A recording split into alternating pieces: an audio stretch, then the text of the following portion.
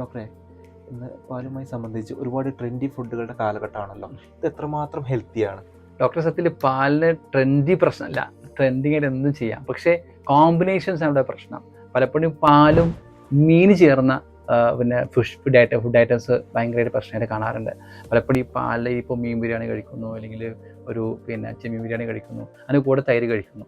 So ഈ milk based ആയിട്ടുള്ള തൈരായാലും ശരി, പാലായാലും ശരി, ഒക്കെ ഈ കോമ്പിനേഷൻസ് ഭയങ്കരമായിട്ട് ഇൻകമ്പാറ്റബിൾ ആണ്. സാധനം വിരുദ്ധാരം എന്ന് പറയല്ലോ, അതിൽ ഇൻകമ്പാറ്റബിൾ ആയിട്ടാണ് നമ്മുടെ ബോഡിയിൽ പ്രവർത്തിക്കുക. രണ്ടാമതായിട്ടുള്ളത് ഈ പാലും അതേപോലെ പുളിയുള്ള ഫ്രൂട്ട്സും. അതായത് ഇപ്പോൾ സാധനം ഗ്രേപ്പ് നമ്മൾ പാലടിച്ച് കുടിക്കാറുണ്ട്, ഗ്രേപ്പ് ജ്യൂസ് എന്ത് ചെയ്യാറുണ്ട്, പാലടിച്ച് കുടിക്കാറുണ്ട്. മിൽക്ക് ഷേക്സ് അത് പലപ്പോഴും പുളിയുള്ള ഫ്രൂട്ട്സിലൂടെ ചേർന്ന് കുടിച്ചു കഴിഞ്ഞാൽ പലപ്പോഴും ഹൈലി ഇൻകമ്പാറ്റബിൾ ആണ്, നമ്മൾ വിരുദ്ധാരായിട്ടും കണക്കാക്കാറുണ്ട്. അതുപോലെ തന്നെ അത് ഭയങ്കരമായിട്ട് ദോഷകരമായി ശരീരത്തെ ബാധിക്കാറുണ്ട്. മൂന്നാമത്തെ ഒരു സിനാരി നമ്മൾ കാണുന്നത് കല്യാണ വീട്ടിൽ, സർക്കാർ വീട്ടിൽ പോകുന്ന സമയത്ത് നമ്മൾ ഹെവി ആയിട്ടുള്ള ഒരു മീൽ കഴിക്കുന്ന സമയത്ത് അവിടെയുള്ള എല്ലാ ഡിഷും കഴിച്ചിട്ട് അവസാനം ഈ ഐസ്ക്രീം എടുത്തിട്ട് വാരി കഴിക്കുന്ന സമയത്ത് ഈ കഴിച്ചിട്ടുള്ള ഫുഡിന് ഈ പറയുന്ന പാൽ ബേസ്ഡ് ആയിട്ടുള്ള മിൽക്ക് ബേസ്ഡ് ആയിട്ടുള്ള ഐസ്ക്രീംസ് കഴിക്കുമ്പോൾ ദഹനക്കേട് ഉണ്ടാവാറുണ്ട്. ദഹനക്കേട് കാരണം ഉണ്ടാകുന്ന ഒരുപാട് ആരോഗ്യ പ്രശ്നങ്ങൾ ഈ പറയുന്ന ഫുഡിലൂടെ വരാറുണ്ട്. അപ്പോൾ ഇത്രയും കാര്യങ്ങളൊന്നും കോമ്പിനേഷൻസ് ആണ് സെറ്റ് ചെയ്യേണ്ടത്.